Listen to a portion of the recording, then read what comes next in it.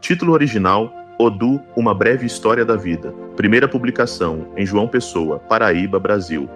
Primeira edição, todos os direitos da obra reservados ao autor Gabriel Lima Brandão. Copyright do texto Gabriel Lima Brandão, 2024.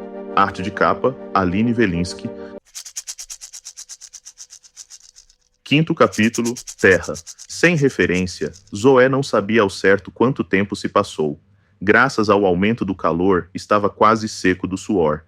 Devido às lembranças vividas, sentia que ficava em transe a cada cena que passava diante dos seus olhos. Por mais que forçasse sua mente a pensar no encontro, ela o forçava para outra memória.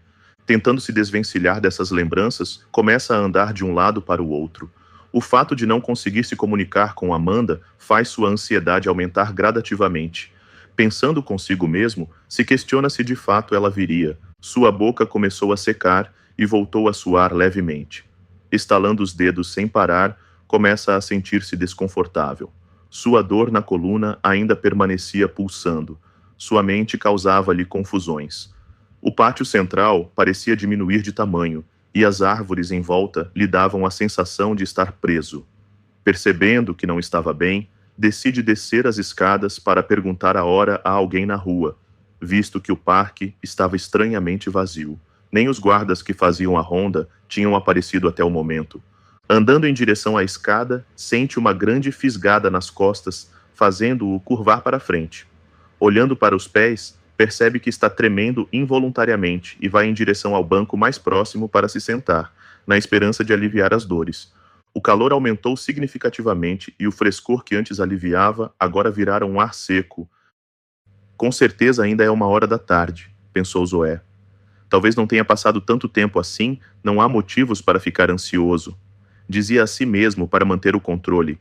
Zoé fechou os olhos por alguns segundos. Ao fundo começou a ouvir um som parecido com grãos de feijão chocalhando e, involuntariamente, mergulha em outra visão da sua vida. Despertando com o som de motor de um carro, Zoé abre os olhos. Estava no quarto onde sua mãe e sua avó também dormiam. O sol passava pela pequena janela de madeira, logo acima do seu colchão. De pé, se pendura no parapeito e avista sua mãe entrando na van que levava os funcionários para a fábrica toda manhã. Coçando os olhinhos com as mãos, caminha em direção à cozinha porque escuta o chacoalhar dos grãos de feijão que sua avó estava lavando para o almoço. Bênção, vovó, abraçando-a pelas costas. Oxalá abençoe, meu filho. Sente-se, seu café já está pronto, respondeu Dona Cirene, fazendo um carinho em seu cabelo. Vovó, posso ficar em casa hoje? Perguntou ainda abraçado nela. Ai, ai, ai, Zoé. Para você ser alguém na vida, você precisa estudar, advertiu.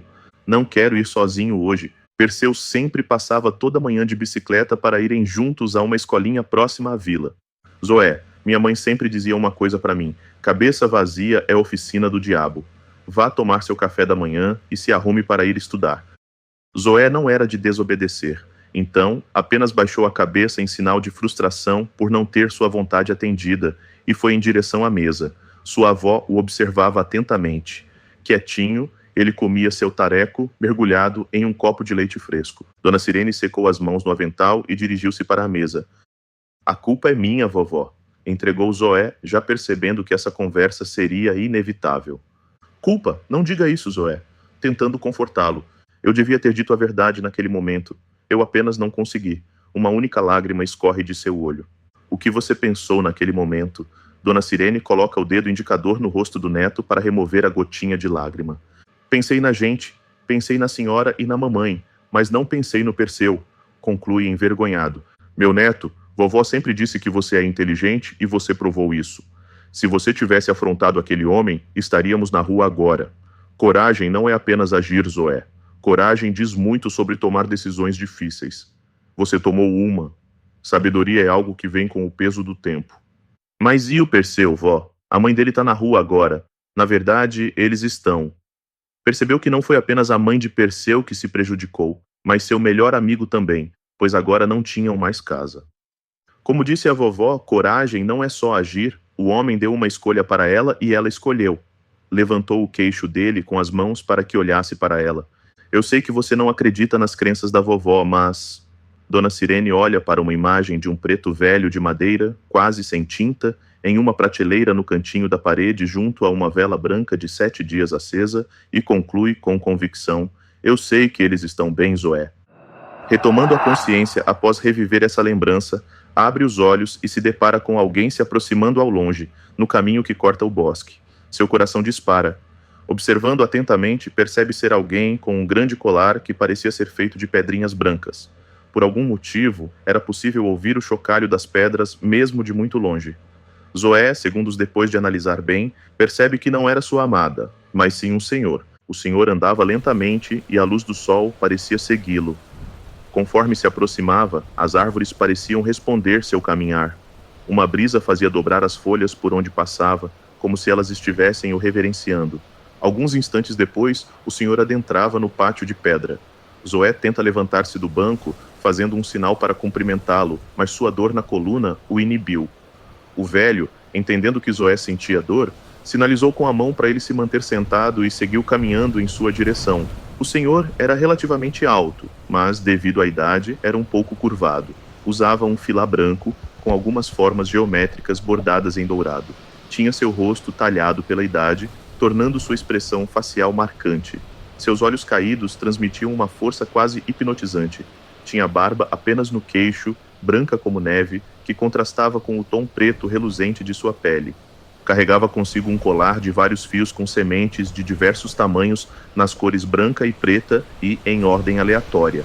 Vestia camiseta de manga comprida bem maior do que seu tamanho e que, dependendo da luz, parecia preta ou de um vermelho bem escuro. Usava calça de saco branca e calçava chinelo de couro marrom escuro. Boa tarde, senhor. Zoé cumprimenta, quebrando o silêncio, e estende a mão direita, enquanto a esquerda apoia sua coluna. O senhor permaneceu com um semblante sério. Por alguns segundos ficou sem se mexer, apenas parado bem em frente a Zoé. Parecia que o estava lendo de dentro para fora.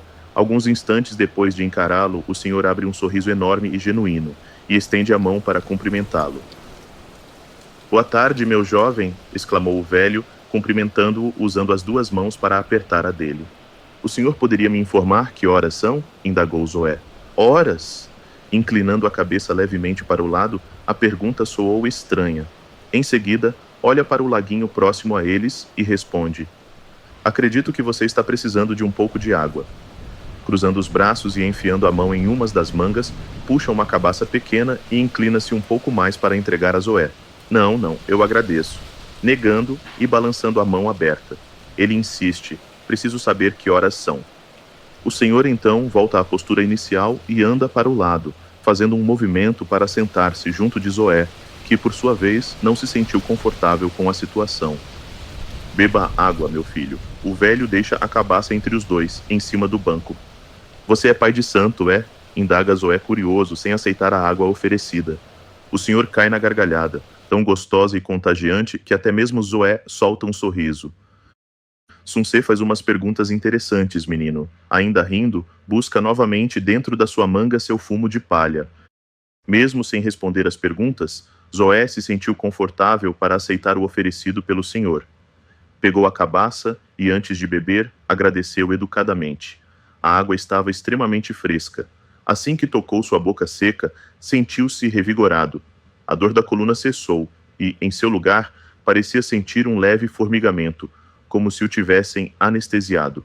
A sede era tanta que Zoé tomou toda a água de uma vez só. Desculpe minha falta de educação, diz Zoé encabulado ao perceber que tomou toda a água do senhor. Não há motivos para se desculpar. Então, menino, o que te faz ficar aqui? Indaga o senhor, acendendo seu cigarro de palha com um fósforo.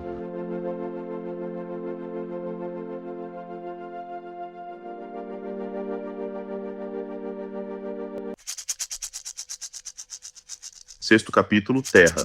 Zoé acende um cigarro enquanto pensa em como poderia explicar para o senhor que vai ter que deixá-lo logo mais para conversar com Amanda. Não queria ser rude. Então, em silêncio, começa a buscar uma saída para aquela situação. O velho estava com um semblante passivo, com as duas mãos nos joelhos. Fumava tranquilamente seu cigarro de palha. Não buscava incomodá-lo. Parecia aguardar alguma reação dele. Após um tempo, Zoé volta a indagá-lo. Perdão, Percebi que não me apresentei. Me chamo Zoé. E qual o nome do senhor? Tenta iniciar uma conversa para conseguir sua brecha. Perdão? Sun-se carrega muito peso em suas falas, não é mesmo? E coça sua barba olhando de canto de olho para Zoé, que estava sentado na outra ponta do banco. Zoé não responde. Ele começa a ficar incomodado por não conseguir nenhuma resposta para as indagações realizadas. O senhor cruza as pernas e prossegue. Eu sei que Sun-se não me quer aqui. Abre um sorriso amigável. Não é isso. Não me entenda mal, senhor. Estou aguardando uma pessoa que não vejo há muito tempo. Não quero parecer rude com o senhor. É assim que você se enxerga? Rude? E vira-se para Zoé, que estava totalmente desconcertado com a situação. É apenas educação. Você foi gentil comigo. Ao menos eu queria... O senhor interrompe com a mão e completa a frase. Parecer educado? Completa o velho, novamente com um sorriso no rosto, e propõe. Olha, minha criança, eu também vim de encontro a uma pessoa. Curioso, não? Então te proponho que, assim que seu amor chegar, eu sigo meu caminho. O que acha? Faz um gesto com as mãos abertas, como fosse abraçá-lo de longe. Por que você acha que estou esperando uma mulher? Zoé responde, tentando confundi-lo. Não disse mulher, disse que Sun-se esperava seu amor chegar. Além do mais, por que está sofrendo tanto?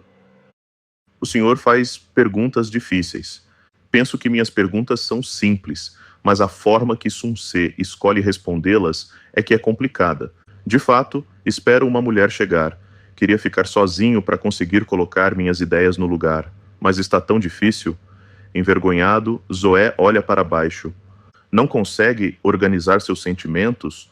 O senhor emite um som com a boca e olha ao redor como estivesse procurando alguma forma de ajudar. Então pergunta, o que você busca neste encontro?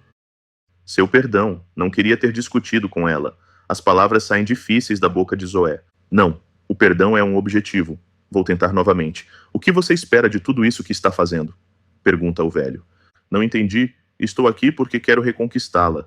Responde com um pouco mais de certeza. Vou tentar de outra forma. O senhor começa a gesticular com as mãos para tentar ser mais didático, como se estivesse ensinando a uma criança. E prossegue. Quando um caçador sai da sua casa em busca de alimento, o objetivo dele é... Esperando Zoé completar o raciocínio. A caça? Completa ele. Exatamente, a caça. Mas não é isso que o motiva a sair todo dia de manhã floresta adentro. O que faz um homem caçar é garantir que sua família não passe fome. Ele não sai de manhã por esporte ou prazer. Sua motivação é proteger a quem ele ama. Tá, e se ele for sozinho na vida? Pergunta achando que pegaria o velho na curva. Pelo visto, não conhece nada de amor próprio, não é mesmo, meu filho? A resposta parece um soco no estômago de Zoé. Mas o senhor não dá tempo para ele interagir e continua. O que faz um bom caçador não é o que ele caça, mas sim o que o motiva a caçar. Uma busca sem motivação digna é apenas desperdício de tempo e energia. Veja, meu filho, o que motivou você a fazer o que fez para estar aqui hoje? Antes de responder, Zoé fica em silêncio. Seu estômago parecia ter borboletas dentro, e novamente percebe-se imerso em uma memória. Passaram-se 4 anos da expulsão da família de Perseu da fazenda. A avó de Zoé faleceu e sua mãe, Dona Benedita, estava muito debilitada. Os longos anos de serviços manufaturados da fábrica lhe custaram a saúde. Zoé já era um adolescente de 18 anos. Estava cortando lenha no topo de uma colina na fazenda, pois ele assumiu o trabalho no lugar de sua mãe. Ao longe, ele avista Amanda, uma das filhas do fazendeiro. Ela tinha longos cabelos dourados, a pele clara e os olhos castanhos claros como um âmbar. Depois da briga com seu pai, ele nunca mais teve coragem de se aproximar, mas sempre a observava de longe. Sempre parecia triste ao seu ver. Vislumbrando-a, não percebe a aproximação de um dos seguranças do fazendeiro. Acorda, Zoé. É por isso que você não consegue terminar seu trabalho, moleque dos infernos. Fica aí no seu mundinho, disse o homem dando um tapa leve na sua cabeça. Parei um pouco para respirar, Redon. De hoje não passa. Eu te disse que consigo. Tá. Deixa essa bexiga de machado aí. Venha. Preciso de você para ajudar a fazer a mudança na casa do chefe. Mudança? Engoliu seco, pensando que elas iriam embora da fazenda. Mudança, senhora. Por que, moleque? O chefe se enfezou com as filhas. Elas vão ficar na outra casa. Momentos mais tarde, Zoé estava ajudando a carregar as caixas para cima da caminhonete em frente à casa. Ele nunca havia entrado lá. Para sua surpresa, Era tenebrosa por dentro, parecia um velório eterno. Por fora, passava a impressão de algo luxuoso, porém, por dentro, parecia um lugar totalmente sem vida e mórbido. Passando entre os corredores, conseguiam ouvir a voz do fazendeiro discutindo com sua esposa. Como um cachorro, ladrava, enquanto aos fundos ouvia-se baixinho o choro da pobre mulher. Sua maior decepção foi não ter encontrado a Amanda dentro da casa. Seria o mais perto que chegaria dela desde então.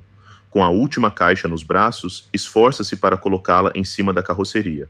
Em seguida, tinha a missão de descarregá-las na casa nova que ficava ao norte do terreno. Talvez ali se daria o momento que tanto esperou. Mas, para sua infelicidade, Edom o mandou voltar a cortar lenha. Como o percurso da caminhonete passava ao lado de onde tinha que ficar, subiu na carroceria para pegar uma carona. O chão era de terra batida. As costelas de vaca no chão faziam tudo tremer entre um pulo e outro. Uma das caixas do quarto de Amanda se abriu e, naquele momento, o mundo para Zoé parou. Dentro da caixa estava a bonequinha de saco de feijão feita por ele há 4 anos atrás, totalmente preservada. O velho tosse para despertar Zoé do transe. Conseguiu buscar a resposta dentro de Sunsê, criança? Disse o senhor, colocando o dedo polegar e o indicador na ponta da brasa do seu fumo, não mostrando sinais de que estava se queimando. Você queria saber minha motivação para estar aqui hoje. Estou aqui para provar para mim mesmo que tenho coragem. Responde honestamente, mas ainda carregando uma vergonha na fala. Soltou a fumaça do seu cigarro vagarosamente, tentando esconder seu rosto no meio dela. Coragem. É um bom começo para entender as coisas, não é mesmo, filho? De alguma forma parecia que o senhor conseguia ver o que era visto por Zoé em suas memórias, mas como um detetive, parecia ainda não ter achado a resposta que procurava. Na vida, assim como nesse parque, Sunsê tem diversos caminhos e possibilidades para chegar aonde quer. A coragem te faz andar, de fato, mas ainda não é tudo. Mas nesse parque só existem 2 caminhos, o portal de entrada e a trilha, senhor. Respondeu inocentemente Zoé. O senhor amorosamente dá uma risada curta e aponta para o meio das árvores. Esses são os caminhos impostos a Sunsê. Mas olhe melhor, Zoé. É possível caminhar entre as árvores também. Sempre haverá outras formas de encontrar o que se procura. Basta se permitir buscar. O senhor explica as coisas de forma engraçada, brincou Zoé, abrindo um sorriso receptivo. Engraçada? O velho reflete como se estivesse tentando encontrar um significado e responde: mas há outra forma de trazer luz à consciência, se não através da graça? Se questiona e trata ele mesmo de responder. Com boa vontade, conseguimos atingir alvos muito distantes. Que assim seja então, minha criança. Fico feliz em conseguir me fazer entender com ensinamentos engraçados. Zoé não entendeu absolutamente nada do que foi dito, mas, curioso, questiona o velho. Mas, e o senhor? O que veio buscar neste bosque? Há muitos anos me faço essa pergunta, sabia? E abrindo um lindo sorriso, conclui. Mas toda vez que venho a esse lugar, sempre tenho a sorte de encontrar alguém assim como Sunsê. Ele pausa brevemente, fechando os olhos para ouvir o cantar dos pássaros nas árvores próximas. E tenho a honra de ouvir muitas histórias que, sem dúvida, me ensinam muito.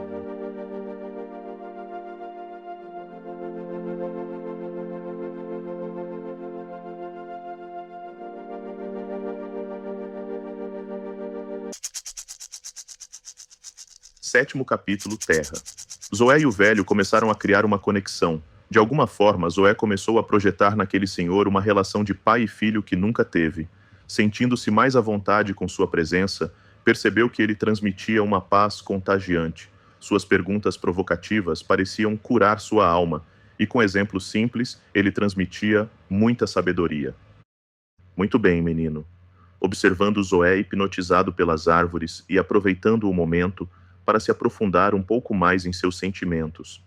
Pergunta: se Sunsê chegou até aqui, a coragem o guiou. Mas essa energia só faz Sunsê avançar porque algo o alimenta. O que alimenta sua alma? Zoé parou de prestar atenção na pergunta de forma literal. De alguma forma conseguia sentir o que ele queria dizer. Queria poder te mostrar, mas está tudo dentro de mim. E mesmo que tente explicar, as palavras não serão suficientes. Então me mostre. Olhando fixamente para Zoé, seus olhos pareciam portais para um universo sem fim. Zoé o encara e entra em transe novamente. Faz alguns dias que as filhas do fazendeiro se mudaram para uma casa mais ao norte, ficando isoladas dos demais. Zoé estava no pé de uma árvore, tentando bolar algum plano de se aproximar da casinha verde e branca. Ela era envolta por um grande jardim florido, com uma grande diversidade de flores e ervas, trazendo uma essência única que perfumava o ambiente. A descoberta da bonequinha de saco de feijão ficava como um looping em sua memória. Se questionava se ela se lembrava que foi ele quem a deu, ou se apenas ficou jogada em algum canto do quarto e nem ela lembrava que a tinha. Mas ela estava tão limpinha, pensou alto, deitado com as mãos para apoiar a cabeça no chão e tentando criar um viés de confirmação de suas expectativas naquela simples boneca. Procurava formas para se apresentar diante de Amanda. Ensaiou por diversas vezes ir de uma vez, dando passos em direção à casa, mas logo retornava. Foi quando, em uma das suas tentativas, lá estava ela. Ela acabara de sair da casa e andava em direção ao imenso jardim. Usava um lindo vestido verde claro até a altura do joelho. Tinha um colar prata com um pingente de um pássaro com as asas abertas que reluziam à luz do sol. Passando entre as flores, fazia um carinho nelas com a ponta dos dedos. Zoé, encantado pela menina, fica imóvel. Petrificado, mal lembrava de respirar. Um forte vento bateu e as flores do local pareciam dançar enquanto Amanda ia em sua direção. Estou sonhando, pensou ele, tentando se mexer. Quanto tempo, Zaolho? Você sabia que minha casa tem janelas? Disse Amanda em tom de brincadeira, apontando para Aline que estava na janela do quarto acenando com a mão. Amanda mantinha um lindo sorriso genuíno. Zoé não conseguia responder. Ouvia as batidas de seu coração como um tambor. Em um ato involuntário, vindo do fundo do seu ser, apenas a abraça. Ela, por sua vez, retribui o abraço, entrelaçando-se com ele. Agora não era apenas um só coração batendo, mas sim dois, unidos em um ritmo sincronizado e harmonioso. Ambos começaram a chorar. Entre suspiros e gemidos, pareciam conversar. Sem precisarem dizer uma só palavra, os dois sentiam todo o peso do mundo e de tudo o que viveram até ali. Amanda afasta o rosto de Zoé com as duas mãos para olhá-lo melhor. Tenho tanto para te falar, sentindo gotas de lágrimas quentes escorrerem entre seus dedos. Zoé só conseguia confirmar com a cabeça. Esse era o momento que tanto tinha aguardado, mas, por causa dos traumas vividos e das condições que cresceu, sentia-se como se não merecesse esse pequeno momento de carinho. Precisamos ter cuidado daqui em diante, mas não quero deixar de vê-lo um dia sequer, encostando a sua testa na testa de Zoé. De longe, o velho e Zoé adulto observavam a lembrança entre as flores do jardim. A cena dos dois se abraçando era digna de um quadro. O senhor agora empunhava um cajado em madeira natural da sua altura, com algumas plantas entrelaçadas na ponta, seguidas de duas cordinhas vermelhas com chocalhos de sementes. Lindo momento, Zoé, confirmou o velho, mas permita-me avançar um pouco mais. O velho levantou o cajado e, com movimentos circulares, fez tudo rodar. As cores se misturam, e no meio desse tornado estavam apenas os dois. Zoé e Amanda se encontravam todo dia à noite, e sob a luz do luar, em algum momento encantados se beijaram. Entre os campos floridos dançavam, riam e se curavam das dores da vida. A cada encontro, compartilhavam lembranças da infância e dividiam suas experiências. Ela conta para Zoé que sua irmã Aline estava em uma profunda depressão porque seu pai lhe arranjou um casamento forçado com outro fazendeiro da região. Desiludida da vida, não tinha prazer em viver, e a cada dia que passava, o anseio do dia do casamento a torturava. Seu pai era um verdadeiro capataz na vida delas, e sua mãe sofria muito em ver que não conseguia protegê-las. Amanda, Aline e sua mãe eram unidas. Uma ajudava a outra a passarem pelas agressões do patriarca da família. Zoé, por sua vez, contou que sua mãe estava doente, sentia fortes dores no corpo e passava a maior parte do dia deitada. Amanda passou a roubar remédios do seu pai e a fazer óleos com as ervas que plantava para tentar aliviar as dores da mãe de Zoé. Muitos encontros depois que o Perseu se foi, você foi a única pessoa com quem consegui compartilhar meus planos e meus sentimentos, afirmou Zoé, sentado à beira de um pequeno lago profundo. Nós fazíamos planos mirabolantes para tirar nossas mães daqui. Mas agora, sem ele, tudo parece tão difícil. Tenho medo de tudo dar errado. Amanda, nadando como uma sereia, com os cabelos cobrindo parcialmente seu rosto e laureada pela luz da lua, apoia-se em seus joelhos e diz: Você não tem motivos para sentir mais medo, Zoé. Vamos conseguir pensar em alguma coisa para sair daqui. Mas você vai conseguir deixar sua família e partir assim? Retirando com as mãos os cabelos que estavam cobrindo seus olhos. Não, ainda estou pensando em como faríamos. Acho que meu pai viajará em poucos meses para a cidade grande. Temos uma chance de todos saírem daqui. Sua mãe aceitaria fugir comigo? Pergunta de uma forma irônica. Ela sabe que te amo, Zoé, e para ela isso basta. Ela sempre soube desde o primeiro dia em que nos reencontramos e nunca falou nada para o papai, apenas pede para tomarmos cuidado para não sermos vistos. Zoé inclina a cabeça para trás e, admirando as estrelas, pergunta: Mas ir para onde, meu Deus? Nunca saímos dessas redondezas. Eu nem sei por onde começar. Amanda pede ajuda para conseguir subir na margem do lago. Sentados lado a lado e admirando a natureza, Amanda concluiu: Para onde, eu não sei, mas não posso deixá-las aqui sozinhas com ele, encostando sua cabeça em seu ombro. Alguns momentos de contemplação depois, queria conhecer a dona Benedita, afirma Amanda. Você nunca falou com ela na fábrica? Questionou. Já sim. Antes da briga com o papai, ele deixava a gente ficar por lá. Eu passei por ela uma vez e, com um sorriso lindo, ela me puxou para entregar uma cocada que retirou de um bolsinho da sua saia. Me deu o doce escondido e fez shh. Os dois riram com a imitação de Amanda. Zoé, admirando-a, sugere: Se você quer mesmo vê-la, podemos pensar em algo. A alguns metros dali, Zoé adulto se emociona ao poder reviver esse momento. Eram tão simples seus encontros com Amanda, mas traziam tanto encanto que seu coração era banhado com a luz de um amor puro e inocente. Vocês eram tão jovens, a falta de experiência da vida proporcionava planos simples, mas poderosos, afirmava o velho. Eu não sabia de muita coisa nesse tempo, só tinha certeza de que queria ficar com ela. Sim, sim, mas Sun Ce, depois que se juntou com ela, acordava animado todo dia. Trabalhava que nem um boi na fazenda para conseguir terminar o serviço rápido para ter tempo de fugir e se encontrar com ela. Verdade, apenas confirmou. Não queria tirar os olhos do que estava assistindo. Perceba uma coisa, meu filho. Seu trabalho era o mesmo, e seus dias não ficaram mais fáceis depois que se juntou com a moça. Pelo contrário, não é? Zoé parou um pouco para pensar e tentar entender onde o velho queria chegar. Não respondeu e apenas parou e olhou para ele. Sua pele reluzia à noite. Você dormia menos e trabalhava mais. E agora? Percebe o que te motivava a seguir em frente? O meu amor por ela, afirmou Zoé. E o que é amor, se não o encanto pela vida?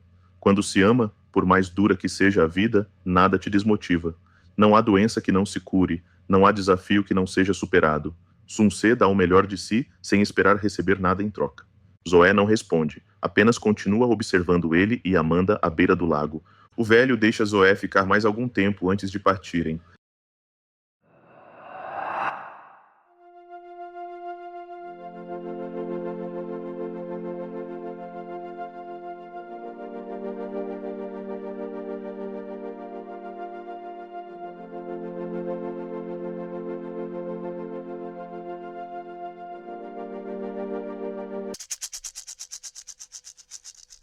Oitavo capítulo, Terra. Retornando de suas memórias, Zoé fica uns instantes em silêncio. Algumas lágrimas escorrem do seu rosto. Com o cigarro entre os dentes, diz ao velho: Sabia que você era pai de santo. Agora, como você fez isso, é que eu não sei. Falava tentando acender o cigarro, mas, devido às suas mãos trêmulas, tinha grande dificuldade. Sorrindo, o velho acompanha o ato de fumar de Zoé e busca acender seu comprido cigarro de palha. Tome, beba mais um pouco de água, falou empurrando a cabaça para mais perto de Zoé. Estou te ofendendo? Chamando de pai de santo? E percebendo que o velho evita falar sobre si, continua. Olha, sabia que minha avó era de santo também? Agora, com a cabaça em mãos, o senhor é um pouco mais incisivo em seu oferecimento. Apenas beba, meu jovem. Zoé aceita pegar a cabaça em sinal de respeito e para não o deixar com o braço esticado em sua direção. Em sua concepção, o velho estava desmemoriado, pois, como tinha bebido toda a água da última vez em que ele ofereceu, a cabaça estaria vazia, mas, para seu espanto, a cabaça estava cheia novamente. Pensou consigo mesmo: esse pai de santo é cheio de truques. O senhor dá uma gargalhada gostosa após ler os pensamentos de Zoé, e responde: Sun Ce demora muito para perceber as coisas, não é? Enquanto Zoé estava tomando a água, o velho respirou fundo, enchendo seu peito de ar. Parecia sentir alguma coisa. Olha o entorno do pátio e, com as mãos, arruma seu colar de sementes, chocalhando-o por alguns instantes. Após ajustar-se, conclui. A umidade do ar está aumentando. Dá para sentir. A partir de agora, vai ficar um pouco mais difícil. Você acha que vai chover? Zoé se preocupa por ter marcado o encontro em um parque. Depende do que Sun Ce entende por chuva. Zoé dá de ombros por não entender o que ele queria dizer. Afinal, pessoas mais velhas são cheias de crenças antigas. Acreditam que dor nos ossos é sinal de chuva. O velho ajeita seu filá e continua. Então, Zoé, acho que consegui fazer você perceber que a busca, quando motivada pelo encanto da vida, é uma ferramenta poderosa para vencer as demandas, certo? Sim, consegui entender. Zoé pensa mais um pouco antes de continuar. Entendi que o que motivava meus dias e os fazia serem mais fáceis de viver era o fato de estar apaixonado pela Amanda, e que juntos nos curamos de muitas feridas ruins.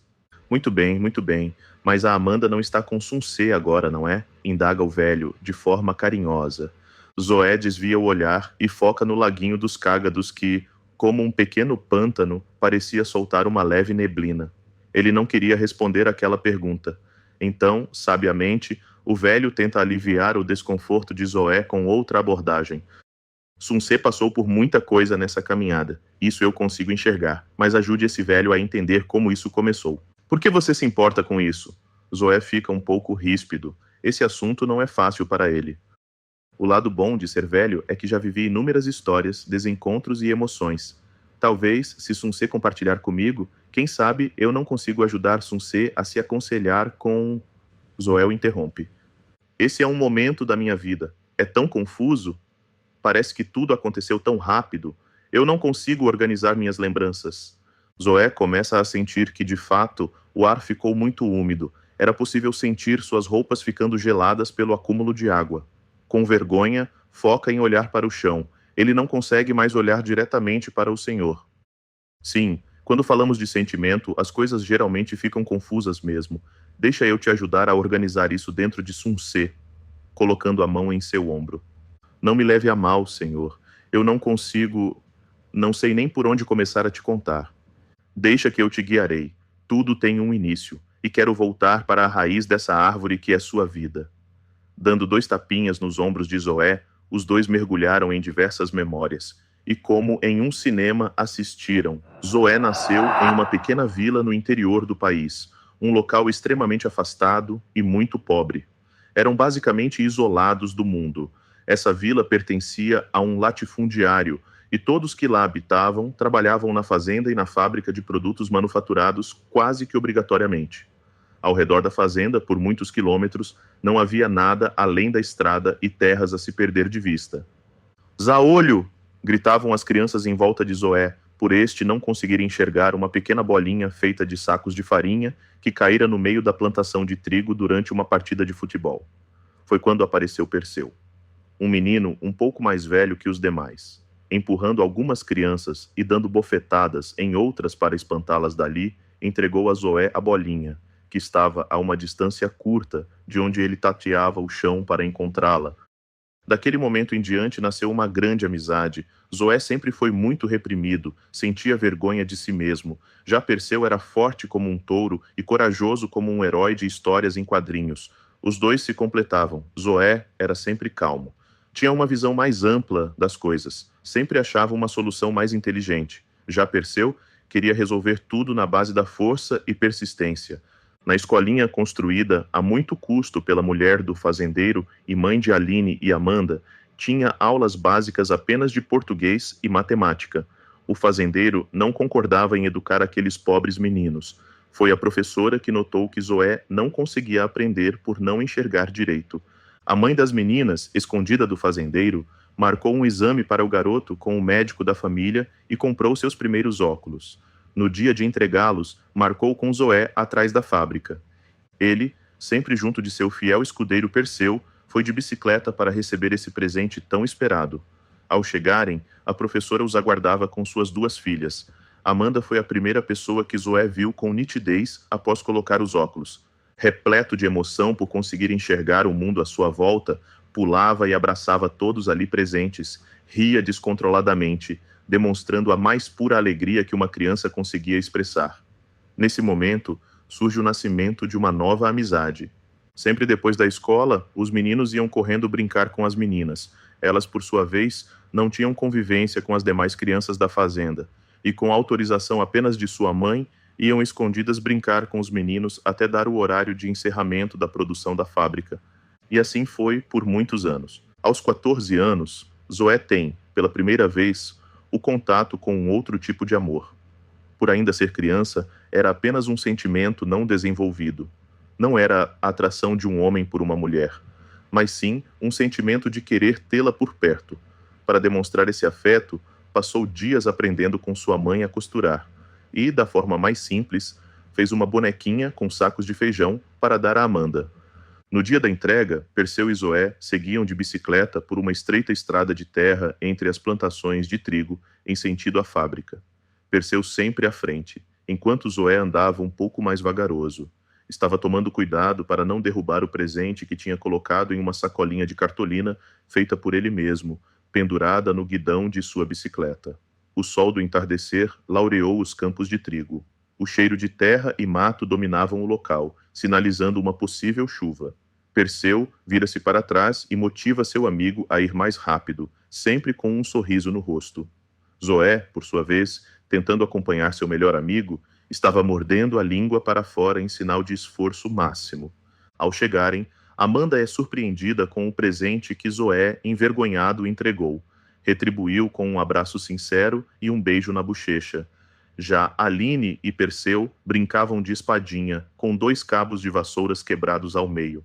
Mas, alguns instantes depois do início das brincadeiras, o pai das meninas as descobriu aparecendo repentinamente de trás de uma pilha de caixas.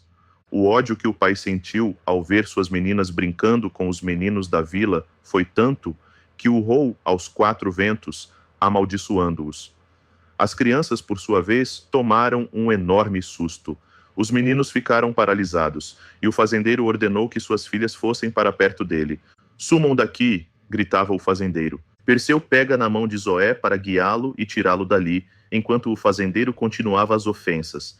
"Devia ter expulsado a família de vocês das minhas terras assim que os pais de vocês morreram. 2 marmanjos encostando nas minhas filhas, inúteis!" gritava descontrolado. "Eles são nossos amigos!" gritou Aline, se posicionando contra o pai. Imediatamente, o homem avança em Aline. Perseu, ao olhar para trás e ver a agressão, não se aguentou. Entre ele e o fazendeiro estava um dos pedaços do cabo de vassoura, e como um herói, correu em direção ao fazendeiro, pegando o cabo no chão. Com gritos, Perseu bradava em tom de desespero para Zoé enquanto corria em direção ao fazendeiro. "Ataca! Ataca! Reage, Zoé! Coragem!" disparava Perseu. Paralisado, Zoé apenas conseguia observar seu amigo ser desarmado com facilidade e ser derrubado no chão após um soco no meio da sua barriga. Ao lado estava Amanda, que observava tudo horrorizada, enquanto segurava sua bonequinha feita com sacos de feijão e com olhos de botão. Começou a chuviscar. As gotas escorriam do chapéu do homem, que agora encarava Zoé. "Venha, moleque, você será o próximo?" questionou o homem, apontando para Zoé. "Vou colocá-lo no seu devido lugar", exclamou o fazendeiro. Mas imóvel, Zoé só conseguia sentir seus óculos embaçados pelo vapor que saía do seu rosto. As gotas de chuva escorriam pela sua testa. O homem deu 2 passos à frente, passando por cima de Perseu, e disse em tom de ironia e com um leve sorriso no rosto: muito bem, parece que você..." Cuspiu no chão antes de retomar em tom ameaçador. "Sabe qual é seu lugar, não é mesmo?" Zoé, ao rever a cena, cerra os pulsos. A frustração que emergia parecia fazer evaporar a umidade que estava em seu corpo. "Porque eu não fiz nada!" gritou, sentindo vergonha de si mesmo. Não conseguia se perdoar. O velho o segurava pelo ombro. Sunsê reagiu conforme sua natureza, e graças a ela, você viveu tudo o que tinha para ser vivido. Ele não concorda com o senhor e nega com a cabeça. Aquele momento gerava tanta dor na sua alma que fazia seu corpo vibrar. "Eu abandonei meu amigo, abandonei ele sozinho." Com as mãos nos olhos, chora de uma forma tão profunda que coloca para fora toda a dor que vinha de dentro do seu ser. Sunsê não abandonou ninguém, e chegando mais perto de Zoé, abraça-o para dar-lhe mais conforto. Foi por coincidência que ele não morreu, ou sei lá. Meu Deus, tanta coisa poderia ter acontecido com ele. Falava, ainda em prantos. Coincidência? Não, isso não foi coincidência, Zoé. Isso o libertou. O velho fecha os olhos e coloca sua mão sobre a cabeça de Zoé, e proferindo algumas palavras em outro dialeto, revela através de uma nova imagem. Dona Ofélia arrumava apressadamente duas mochilas pequenas, pegando o que dava em meio à escuridão. A todo momento olhava para fora da casa para ver se alguém se aproximava. Mainha, eu estraguei tudo, não foi? Dizia Perseu sentado no chão do quarto, observando-a. Você não fez nada de errado, meu filho. Parou um pouco para lhe dar mais atenção e, agachando-se, disse: Você é seu pai todinho. Ele ficaria muito orgulhoso de você, Perseu. Erguendo o queixo dele com a mão. Dona Ofélia era uma mulher forte, determinada e com um amor incondicional pelo seu filho. Após a morte de seu marido, virou o arrimo da casa. Mediante a situação que viviam, não descansava nenhum dia para conseguir dar o melhor que podia ao seu menino. Quando ainda faltavam poucas peças de roupa para serem colocadas na mala, um farol de carro acendeu do lado de fora da casa, iluminando toda a casinha de barro. Mãe e filho escutaram um grito do lado de fora. Bora, dona Ofélia, já deu seu tempo, disse um dos seguranças do fazendeiro. Nesse momento, ela pega seu filho pelos braços e apenas diz: Escute aqui, meu filho, não chore, não dê esse gosto para esses homens, combinado?